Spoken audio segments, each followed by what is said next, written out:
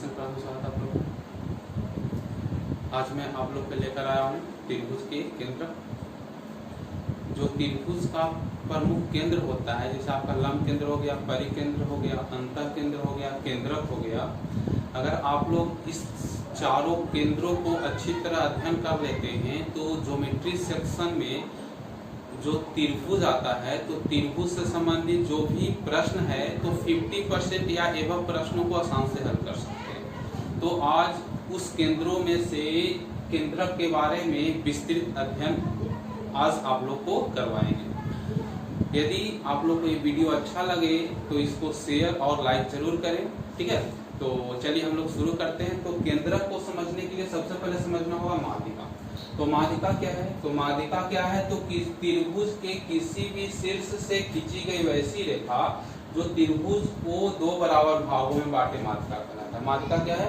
कि त्रिभुज के शीर्ष से खींची गई वैसी रेखा जो त्रिभुज के दो बराबर भागों में बांटे उसे माध्यिका कहते हैं। जैसे एबीसी एक त्रिभुज है, यहाँ ए से एडी रेखा खींचा गया, ठीक है। ए से एडी रेखा खींचा गया जो त्रिभुज, यानी ए भाग और ए भाग दोनों बराबर हो तो ये क्या हो जाएगा? एडी माध्यिका हो जाएगा। तो देखिएगा एक शीर्ष से एडी माध्यिका खींचा गया। हम तीनों शीर्षों से माध्यिका खींचते हैं, जैसे कि एक से एडी खींचे, बी से खींचे, बी और ई, ठीक है, और सी से खींचे, सी और ए, ठीक है। यानी किसी त्रिभुज के तीनों शीर्ष से माध्यिका खींचे जो क्रमशः एडी है, बीई है और सीएफ है, तो कहीं ना कहीं आपस में मिलेगी। तो तीनों माध्यिका जिस बिंदु पर मिलती है उस बिंदु को कहा जाता है केंद्र। उस बिंदु को क्या कहा जाता है? केंद्र। तो सबसे पहले केंद्रक को परिभाषा देखते हैं। तो केंद्रक क्या हो गया कि किसी भी त्रिभुज के तीनों शीर्षों से खींची गई माध्यिकाएं जिस बिंदु पर आपस में मिलती है उस बिंदु को केंद्रक कहते हैं, ठीक है। उस बिंदु को केंद्रक कहते हैं। क्या हो गया कि किसी भी त्रिभुज के प्रत्येक शीर्ष से खींची गई माध्यिकाएं जिस बिंदु पर मिले उसे केंद्रक कहते हैं, ठीक है। और एक चीज और जानिए कि ये माध्यिका केंद्रक है, इस माध्यिका को 2/1 भाग में बांटता है ना। केंद्रक है इस माध्यिका को 2/1 भाग में बांटता है, यानी यहाँ पर 2 भाग होगा और नीचे 1 भाग होगा। यहाँ पर क्या लिख सकते हैं? मान लीजिए माध्यिका O है तो AO/OD बराबर CO/OF बराबर BO/OE बराबर क्या हो जाएगा? तो 2/1। कितना भाग में बांटता है? 2/1। ये चीज हो गया। हम इस इसको इस रूप में भी लिख सकते हैं कि AO/AD यहाँ पर CO/CF और BO/BE बराबर। अब देखिएगा यहाँ से यहाँ 2 भाग, यहाँ से 1 भाग, तो पूरा यहाँ से 3 भाग होगा। तो ऊपर 2 भाग हो गया और नीचे 3, ठीक है।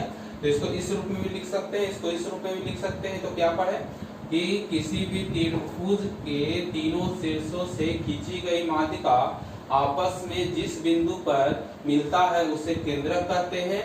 और वह केंद्रक माध्यिका को 2/1 भाग में बांटता है, यानी AO/OD बराबर CO/OF बराबर BO/OE बराबर 2/1। किस भाग में बांटता है? 2/1। ये चीज को याद करना होगा, है ना। तो यहाँ पर देखिए लिख रहे हैं, तब आगे पढ़ेंगे इसमें। A B C यहाँ पर खींचा गया आपका D, यहाँ पर खींचा गया E और यहाँ पर खींचा गया F, आपस O बिंदु पर मिलता है। तो ये चीज क्या हो गया? AO/OD बराबर CO/OF बराबर BO/OE बराबर क्या है? 2/1, है ना। उसी प्रकार 3/1 भी समझ लीजिए। तो क्या हो जाएगा? AO ये 2 भाग हो गया और नीचे 1 भाग, तो 2 भाग और पूरा 3 भाग हो गया ना। तो 2/3, यहाँ भी 2/3, यहाँ भी 2/3, यानी यहाँ पर AO/AD बराबर CO/CF बराबर BO 0/BE, तो ऊपर 2 भाग और 2 1 3, है ना, 2/3। अच्छी तरह ये चीज समझ में आया, ठीक है। तो आगे देखिए, यानी AB मध्य बिंदु, यहाँ पे माध्यिका का मध्य बिंदु हो गया, CD BC D मध्य बिंदु हो गया, और यहाँ पर AC का मध्य बिंदु E हो गया, क्योंकि माध्यिका 2 बराबर भागों में बांटता है तो यहाँ पर मध्य बिंदु हो गया, क्योंकि इससे संबंधित एक प्रश्न आ रहा है। तो ये चीज तो हो गया आपका। अब देखिएगा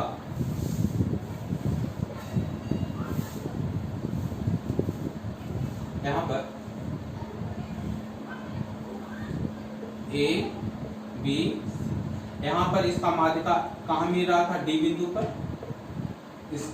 इसका माध्यिका मिल रहा था E बिंदु पर, और इसका माध्यिका मिल रहा था F बिंदु पर। यानी यहाँ पर BC का मध्य बिंदु D होगा, AC का मध्य बिंदु E होगा, और AB का मध्य बिंदु F होगा, ठीक है। अब ये तीनों बिंदु को आपस में मिलाते हैं तो कितना त्रिभुज का निर्माण होगा, 1 2 3 और 4। कितना त्रिभुज का निर्माण होगा, 4। क्योंकि माध्यिका है, ये क्या कहते हैं, ये माध्यिका है, बराबर बराबर भागों में बांट रहा है, ये बराबर बराबर भागों में बांट रहा है, ये भी बराबर बराबर भागों में बांट रहा है। तो इससे जो त्रिभुज का निर्माण होगा, उस त्रिभुज का क्षेत्रफल आपस में बराबर होगा, और वह बड़े त्रिभुज के क्षेत्रफल का 1/4 भाग होगा। बड़े त्रिभुज के क्षेत्रफल कितना भाग होगा, 1/4। इसको किस रूप में हम अगर लिखना चाहे तो किस रूप में लिखेंगे कि किसी भी त्रिभुज के प्रत्येक भुजा के मध्य बिंदुओं को मिलाने पर निर्मित त्रिभुज का क्षेत्रफल आपस में बराबर होता है, और वह बड़े त्रिभुज का 1/4 भाग होता है। क्या लिखेंगे कि किसी भी त्रिभुज के प्रत्येक भुजा के मध्य बिंदुओं को मिलाने पर निर्मित त्रिभुज का क्षेत्रफल आपस में बराबर होता है, और वह बड़े त्रिभुज का 1/4 भाग होता है। यहाँ पर क्या हो जाएगा, AFC का क्षेत्रफल बराबर होगा FBD का क्षेत्रफल बराबर होगा DEC का क्षेत्रफल बराबर होगा FED, और का क्षेत्रफल एरिया ऑफ त्रिभुज ABC/, इस रूप में होगा। यानी इस त्रिभुज का क्षेत्रफल, इस त्रिभुज का क्षेत्रफल, इस त्रिभुज का क्षेत्रफल, इस त्रिभुज का क्षेत्रफल आपस में बराबर होगा, जो बड़े त्रिभुज के क्षेत्रफल का कितना भाग होगा, 1/4 भाग होगा। क्वेश्चन किस प्रकार दे सकता है कि ABC एक त्रिभुज है, क्वेश्चन सुनिए, ABC एक त्रिभुज है, AB का मध्य बिंदु F है, BC का मध्य बिंदु D है, और AC का मध्य बिंदु E है। DEF को आपस में मिलाया गया है। यदि त्रिभुज ABC का क्षेत्रफल 24 सेंटीमीटर स्क्वायर है, तो त्रिभुज DEF का क्षेत्रफल क्या होगा। क्वेश्चन ऐसा दे सकता है, ठीक है। तो आप लोग बना सकते हैं, क्योंकि एक छोटे त्रिभुज का क्षेत्रफल बड़े त्रिभुज का 1/4 होता है। यहाँ पर क्या लिखेंगे, 24/4, यानी कितना हो जाएगा, 6 सेंटीमीटर स्क्वायर। बस ये याद रखना है। अगर याद रखेगा तो ऐसा क्वेश्चन पूछेगा तो आप लोग क्वेश्चन को पढ़कर बना सकते हैं। कैसे, क्या है कि अगर किसी त्रिभुज के प्रत्येक भुजा के मध्य बिंदुओं को मिलाने पर निर्मित त्रिभुज बड़े त्रिभुज का कितना होता है, बड़े त्रिभुज के क्षेत्रफल का 1/4 होता है। यानी यहाँ पर देखा जाए A B C D E F, तो यहाँ पर लिख सकते हैं क्या कि DEF का क्षेत्रफल ABC के क्षेत्रफल का कितना भाग होता है, 1/4 भाग होता है। तो पहला ये हो गया। आपको पहला किसको याद रखना है, याद नहीं रखना, समझना, समझ में आ जाएगा तो याद रखना भी आसान होगा, ठीक है। ये तो हो गया, इसमें तो कोई दिक्कत नहीं है कि ABC एक त्रिभुज है, AB का मध्य बिंदु F है, BC का मध्य बिंदु D है, और AC का मध्य बिंदु E है। तो त्रिभुज DEF का क्षेत्रफल त्रिभुज ABC के क्षेत्रफल का अनुपात क्या हो जाएगा, 1/4। यहाँ पर त्रिभुज ABC का क्षेत्रफल 24 दिया हुआ है, त्रिभुज DEF का क्षेत्रफल का निकालना हो तो क्या हो जाएगा, तो त्रिभुज डी एफ बटे 24 बराबर 1/4, 6 मराती कट जाएगा तो कितना क्षेत्रफल हो जाएगा 6 सेंटीमीटर स्क्वायर। तो ये दोनों समझ में आ गया। देखिए इसमें तीसरा थ्योरी है, उसको ध्यान दीजिए। यही चीज है, यहाँ तक वही है, ठीक है, यहाँ तक यही चीज है जो भी बताएं। ए बी सी त्रिभुज है, ए बी का मध्य बिंदु एफ है, बी सी का मध्य बिंदु डी है और ए सी का मध्य बिंदु ई है, और इसका केंद्रक O, इसका केंद्रक O, ठीक है, केंद्रक O। अब देखिए यहाँ पर जो त्रिभुज बना, अब पूछ दे कि त्रिभुज FOE का क्षेत्रफल बटे त्रिभुज ABC का क्षेत्रफल का अनुपात है। क्वेश्चन देखिए खुद क्या हो जाएगा कि ABC एक त्रिभुज है जिसमें AB का मध्य बिंदु F है, BC का मध्य बिंदु D है और AC का मध्य बिंदु E है और उसका केंद्रक O है। तो त्रिभुज FOE का क्षेत्रफल अनुपात त्रिभुज ABC का क्षेत्रफल। एक पूछ सकता है या त्रिभुज FOE का क्षेत्रफल 10 सेंटीमीटर है तो त्रिभुज ABC का क्षेत्रफल क्या होगा, ठीक है, त्रिभुज ABC का क्षेत्रफल क्या होगा, क्वेश्चन ऐसा पूछ सकता है। अब देखिए इसको कैसे बनाएंगे, तो यहाँ पे देखिए O है जो केंद्रक है, ठीक है, ये मध्य बिंदु है। यहाँ पर क्या करेंगे कि जो इसको ऐसे मिला दें, ठीक है। तो अब देखिएगा केंद्र में तो ए त्रिभुज तीनों त्रिभुज का क्षेत्रफल क्या होगा, आपस में बराबर होगा। तीनों त्रिभुज का क्षेत्रफल क्या होगा, आपस में बराबर होगा।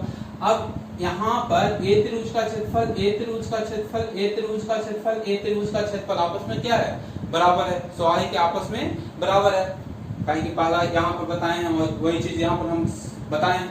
तो अब देखिएगा अगर इसका केंद्रक हम O यहाँ पे मान लेते हैं तो यहाँ पर जो त्रिभुज बनेगा तीनों त्रिभुज का क्षेत्रफल आपस में बराबर होगा। इसको इस त्रिभुज में केंद्रक मान लेते हैं तो जो तीन त्रिभुज बनेगा इसका क्षेत्रफल भी आपस में बराबर होगा। अगर यहाँ केंद्रक मान लेते हैं जो तीन त्रिभुज बनेगा इसका क्षेत्रफल भी आपस में बराबर होगा, ठीक है। अब देखिएगा ये तीनों त्रिभुज का क्षेत्रफल बराबर है और उसके अंदर जो त्रिभुज बन रहा है उसका भी क्षेत्रफल आपस में बराबर है, यानी सारे त्रिभुज जो बन रहा है उसका क्षेत्रफल आपस में बराबर है। तब कितना त्रिभुज बना, तो 1 2 3 4 5 6 7 8 9 10 11 12, कितना त्रिभुज बना 12। यानी जो FOE बनेगा, ठीक है, जो त्रिभुज वो बड़े त्रिभुज का कितना भाग होगा, 12वां भाग होगा। यानी अनुपात क्या हो जाएगा 1/12। क्या अनुपात हो जाएगा 1/12। इसको भी याद रखना है। देखिए यहाँ पर जैसे है ABC एक त्रिभुज है और तीनों भुजाओं का मध्य बिंदु हो गया F, D और E और उसका केंद्र हो गया O। तो यहाँ पर अगर पूछा जाए कि FOB का एरिया ABC के एरिया का अनुपात क्या होगा, तो क्या अनुपात होगा 1/12। यानी एरिया ऑफ त्रिभुज FOE अनुपात एरिया ऑफ त्रिभुज ABC बराबर क्या हो जाएगा 1/12। अब यहाँ पे देखिए अगर क्वेश्चन दे दे कि FOE का क्षेत्रफल, त्रिभुज FOE का क्षेत्रफल 10 सेंटीमीटर है तो त्रिभुज ABC का क्षेत्रफल क्या होगा 10 10 10 30 30 30 60 और 60 30 90 और 90 और 30 120, यानी कितना हो जाएगा 120। या डायरेक्ट कर देंगे 12 गुने 10 बराबर 120। अगर कहें कि टोटल त्रिभुज का क्षेत्रफल 24 सेंटीमीटर है तो त्रिभुज FOE का क्षेत्रफल क्या होगा, तो 24/12 यानी कितना 2 सेंटीमीटर स्क्वायर, ठीक है। ये हो गया। तो इसमें केंद्रक में पहला हो गया कि त्रिभुज के माध्यिकाएं आपस में जिस बिंदु पर मिलता है उसे केंद्रक कहते हैं। त्रिभुज के माध्यिका जिस बिंदु पर आपस में मिलता है उसे केंद्रक कहते हैं, ठीक है। केंद्रक त्रिभुज के माध्यिका को 2:1 के अनुपात में बांटता है, ठीक है। इसमें दूसरा हो गया कि त्रिभुज के प्रत्येक भुजा के मध्य बिंदुओं को मिलाने पर बने त्रिभुज का क्षेत्रफल बड़े त्रिभुज के क्षेत्रफल का 1/4 होता है।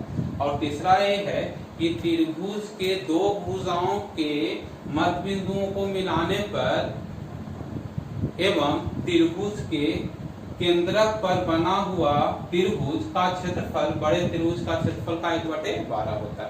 यानी त्रिभुज के दो भुजाओं के मध्य बिंदुओं एवं त्रिभुज के केंद्रक को आपस में मिलाने पर बना त्रिभुज का क्षेत्रफल बड़े त्रिभुज के क्षेत्रफल का 1/4 होता है। इसमें एक और है, उसको भी देख लीजिए। इसमें आपका 4 थ्योरी याद रखना पड़ेगा। याद क्या करना है, अगर इसको ठीक ढंग से समझ में जाइएगा तो याद रखने की जरूरत नहीं है। एक पहला हो गया, दूसरा हो गया और एक तीसरा हो गया। एक और है, उसको देखिए। जैसे ए बी सी एक त्रिभुज, ठीक है। ए बी सी एक त्रिभुज है, इसका केंद्रक O है, ठीक है ना। इसका मध्य बिंदु ए बी का मध्य बिंदु F वहां लिए हैं और इसका मध्य बिंदु क्या है E, ठीक है। यहाँ पर देखिए एक रेखा खींचते हैं, एक रेखा खींचे, ठीक है, और इसको आपस में मिला दीजिए। मान लिया कि मिलने पर P बिंदु पर काटा। क्या काटा? P बिंदु पर। क्वेश्चन पूछता है क्या है, ए बी सी एक त्रिभुज है, ए बी का मध्य बिंदु F है और ए सी का मध्य बिंदु E है, इसका केंद्रक O है। यदि AO और FE को आपस में मिलाए तो किस बिंदु पर काटता है? P बिंदु पर काटता है। तो क्वेश्चन पूछेगा PA अनुपात PO का मान क्या होगा? PA अनुपात PO का मान क्या होगा? देखिए, अब देखिएगा, एक चीज तो जानते हैं कि किसी भी त्रिभुज के केंद्रक उसके माध्यिका को 2:1 के अनुपात में विभक्त करती है। तो यहाँ पर इस त्रिभुज को देखते हैं, ठीक है। इस त्रिभुज को देखते हैं। इस त्रिभुज में यहाँ पर AFE क्या है? AFE है। अब यहाँ पर इसका माध्यिका खींचे तो इसका माध्यिका ये है ना, तो ये यहाँ पर P है, इसका एक माध्यिका खींचिए और इसका एक, ठीक है। तो यहाँ पर 2:1 के अनुपात में विभक्त करेगा। इस प्रकार अगर माध्यिका खींचे तो 2:1 और 1 पहले से था, 1 पहले से था, तो यहाँ पर क्या हो जाएगा? PA अनुपात PO बराबर, तो 2 1 3 ऊपर भाग 3 और नीचे भाग 1, है ना, ठीक है। ऊपर भाग 3 और नीचे भाग 1। यानी क्वेश्चन क्या रहेगा? ABC एक त्रिभुज है जिसका केंद्र O है, AB का मध्य बिंदु F और AC का मध्य बिंदु E है। यदि FE और AO को आपस में मिलाया गया जो P बिंदु पर काटे तो यहाँ पर PA अनुपात PO बराबर क्या हो जाएगा? तो 2 1 3 भाग ऊपर हो जाएगा और नीचे, क्योंकि ये दोनों आपस में बराबर होगा तो नीचे क्या कौन के भाग हो जाएगा? 1 भाग। यानी अनुपात क्या होगा? 3:1। यानी इसमें चौथा चीज लिखना है, ABC वो केंद्र है, इसका मध्य बिंदु F है, इसका मध्य बिंदु E है। इसको और इसको आपस में मिलाएं जो P बिंदु पर है। तो यहाँ पर क्या हो जाएगा? AP